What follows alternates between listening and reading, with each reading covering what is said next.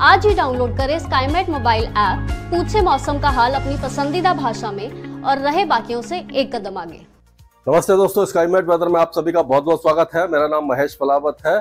अगले 3-4 दिनों तक का किस तरह का मौसम रहने वाला है इसके बारे में बात करेंगे। और गर्मी अभी भी दिल्ली, पंजाब और हरियाणा में इतनी नहीं बढ़ी है, 40 डिग्री तक टेम्परेचर नहीं पहुंचे हैं।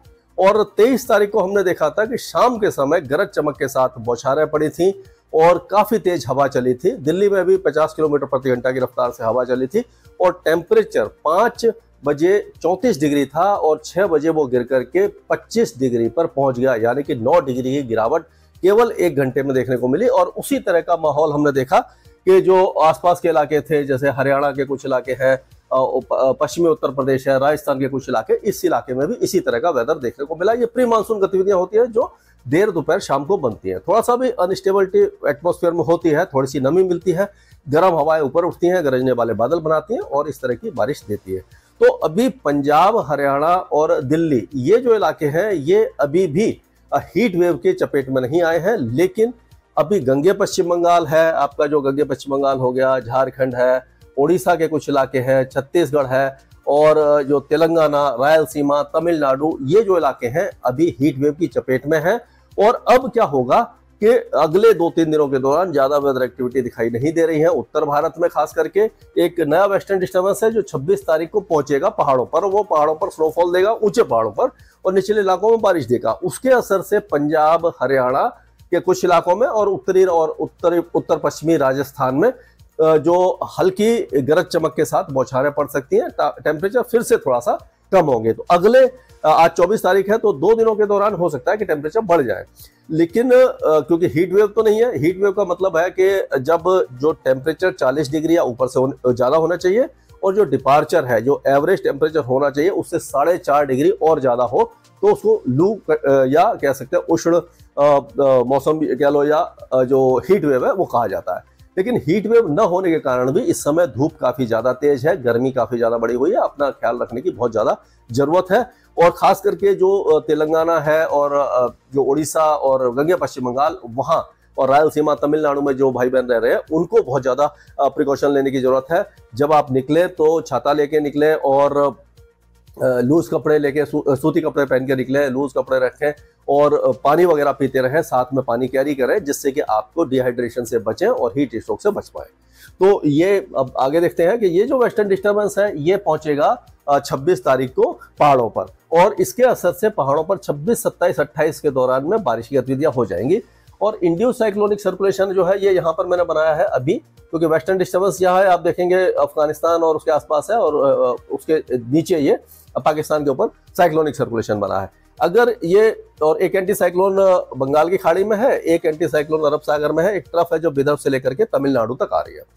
अगर हम इसके बाद का जो अगर देखें 26 तारीख को क्या रहने वाला है, तो 26 तारीख को वेस्टर्न डिस्टर्बेंस देखो पहाड़ पर पहुंच जाएगा और जो इंड्यूस साइक्लोनिक सर्कुलेशन अंदर आ जाएगा और हवाएं इस तरह से घड़ी की उल्टी दिशा में घूमेंगी।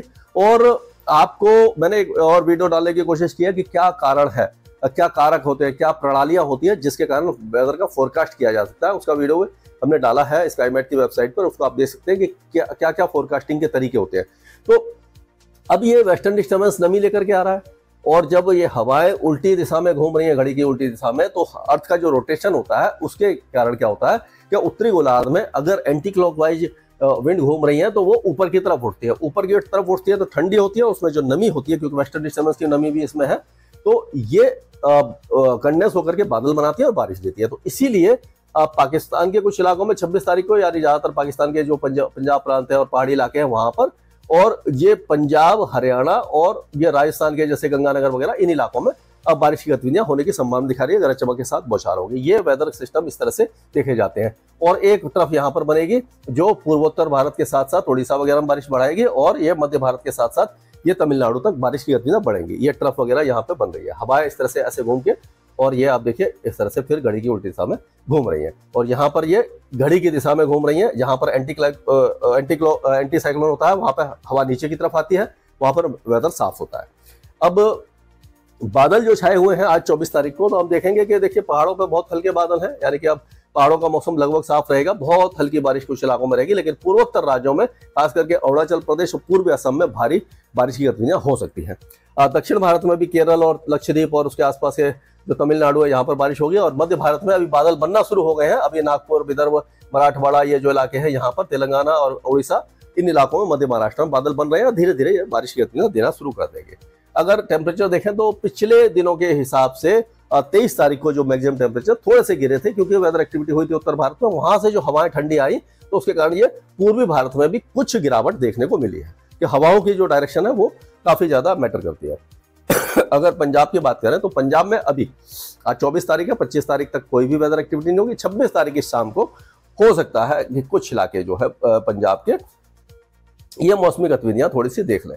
यहां से लेकर के ये पठानकोट, गुरदासपुर, अमृतसर, तरनतारन, फिरोजपुर, मुक्तसर और फजलिका, अबोर फजलिका, ये जो इलाके हैं यहाँ पर बारिश की गतिविधियां हो सकती है। बाकी इलाकों में बादल वगैरह छा सकते हैं और इनकार नहीं किया जा सकता, खंड वर्षा कहीं भी हो सकती है, लेकिन पश्चिमी इलाकों में थोड़ा सा ज्यादा चांस लग रहा है। और उसी तरह से अगले 2 दिनों के दौरान टेम्परेचर बढ़ेंगे, यानी कि 26 अप्रैल तक टेम्परेचर बढ़ने वाले हैं, लेकिन शाम के समय सिरसा, फतेहाबाद, कैथल, हिसार, भिवानी, जींद, इन इलाकों में बारिश की गतिविधियां हो सकती है। दिल्ली में भी बादल वगैरह छा सकते हैं, बारिश की संभावना थोड़ी कम ही दिखाई दे रही है। अगर हम उत्तर प्रदेश की बात करते हैं तो उत्तर प्रदेश में अभी मौसम साफ रहने वाला है। उत्तर प्रदेश में कोई खास वेदर एक्टिविटी अगले कुछ दिनों तक दिखाई नहीं देगी। पूर्वी उत्तर प्रदेश काफी ज्यादा गर्म है, धीरे धीरे अब पश्चिमी उत्तर प्रदेश और मध्य भाग जो उत्तर प्रदेश के वहां पर भी टेम्परेचर 40 डिग्री से ऊपर जाना शुरू हो जाएगा, यानी गर्मी काफी ज्यादा बढ़ने वाली है। बिहार में कोई बारिश की गतिविधि नहीं है, मौसम साफ रहेगा, गर्म रहेगा। और अगर हम राजस्थान की बात करें तो राजस्थान में गंगानगर, हनुमानगढ़, बीकानेर, जैसलमेर, ये जो इलाके हैं, चूरू वगैरह, यहाँ पर हो सकता है 26 तारीख को और 27 तारीख को कुछ बादलों की गरज चमक के साथ हल्की बौछारें और तेज हवाएं और आंधी वगैरह हो सकती है।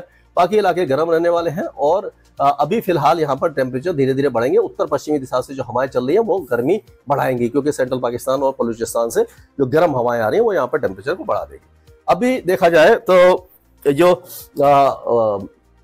मध्य प्रदेश है, यहाँ पर ऐसा लग रहा है, और वैसे राजस्थान की भी बात एक रह गई कि जो पूर्वी राजस्थान है, दक्षिण पूर्वी राजस्थान, बूंदी, कोटा, बारा, झालावाड़, चित्तौड़गढ़, भीलवाड़ा, सवाई माधोपुर, टोंक, ये जो इलाके हैं यहाँ पर गरज चमक के साथ अगले 2 दिनों के दौरान हल्की बोल्की आंधी या हल्की फुल्की बौछारें पड़ सकती हैं। और उसी के साथ साथ ये जो इलाके हैं, आपका नीमच है, अगर मालवा, रतलाम और झाबुआ, उज्जैन, शाजापुर, ये जो इलाके हैं यहाँ पर भी कुछ मौसमी गतिविधि हल्की फुल्की हो सकती है। और जो दक्षिणी इलाके हैं, यानी कि छिंदवाड़ा, होशंगाबाद, बैतूल, बालाघाट, सिवनी, मंडला, डिंडोरी, नरसिंहपुर, यहाँ पर भी गरज चमक के साथ बौछारें देखने को मध्य प्रदेश में मिल सकती है। छत्तीसगढ़ ज्यादातर शुष्क ही रहने वाला है, यहाँ पर कोई ज्यादा वेदर एक्टिविटी तो नहीं रहेगी, लेकिन मध्य प्रदेश के साथ जो लगे हुए हैं, कोरिया है, बिलासपुर, मुंगेली, कवर्धा, राजनांदगांव और ये बलौद बाजार, कांकेर, इस इलाके में हल्की फुल्की बौछारें देखने को मिल सकती हैं। झारखंड में कोई मौसमी गतिविधि दिखाई नहीं दे रही है, गर्म रहेगा। और डाल्टनगंज वगैरह काफी ज्यादा गर्म हो जाएंगे, जमशेदपुर भी काफी गर्म हो जाएगा, और बाकी इलाकों में भी वेदर जो है वो ड्राई और शुष्क रहेगा और गर्म रहेगा। अगर उड़ीसा की बात करें तो उड़ीसा के अंदरूनी भागों में हल्की फुल्की बूंदाबांदी हो सकती है, लेकिन जो कोस्टल एरियाज है वो अभी फिलहाल शुष्क रहेगा। लेकिन 26 तारीख को यहाँ पर भी हल्की बारिश की गतिविधियां, जो मैंने दिखाया था कि ट्रफ बन रही है, उसके कारण। अब अगर हम गुजरात की बात करें तो गुजरात में अभी भी जो हीट वेव है वो नहीं आई है, लेकिन अब कुछ दिनों में हीट वेव आ सकती है। यहाँ पर मौसमी गतिविधि दिखाई नहीं दे रही है, लेकिन हो सकता है कि अगले 2 दिनों के दौरान ये महिसागर, दाहोद, पंचमहल और छोटा उदयपुर, ये जो इलाके हैं यहाँ पर हल्की फुल्की बूंदाबांदी और थोड़ी बहुत बादल वगैरह दिखाई दे जाए। बाकी इलाके काफी ज्यादा गर्म रहने वाले हैं।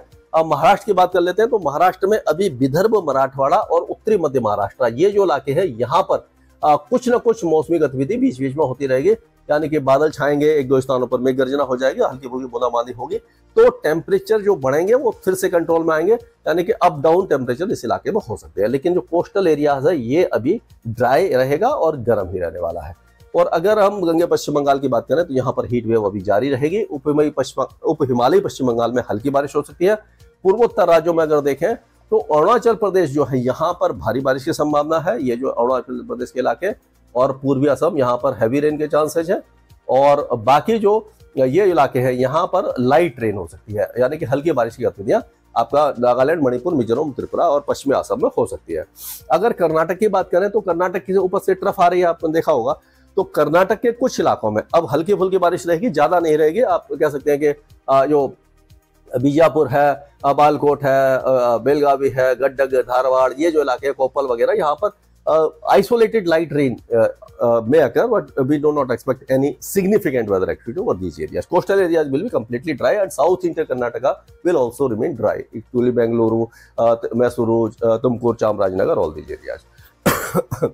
Telangana may receive Adilabad, Nirmal, Nizamabad. These areas may receive isolated light rain activities. Otherwise, other parts of the Telangana will remain dry, यानी कि आदिलाबाद और उसके आसपास हल्की हल्की बारिश हो सकती है, बाकी इलाके गर्म और शुष्क रहेंगे, कोई वेदर एक्टिविटी दिखाई नहीं दे रही है।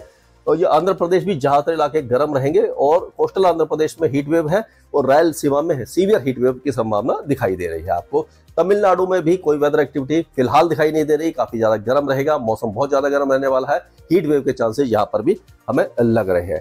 तो ये अभी तक का वेदर था, इसके आगे जो भी अपडेट होगा मैं लगातार अपडेट देता रहूंगा। स्काईमेट वेदर में अभी के लिए इतना ही। मौसम से जुड़ी सटीक जानकारी और खबरों के लिए हमारे YouTube चैनल को सब्सक्राइब करें और बेल आइकन दबाकर हर खबर पर रखें नजर।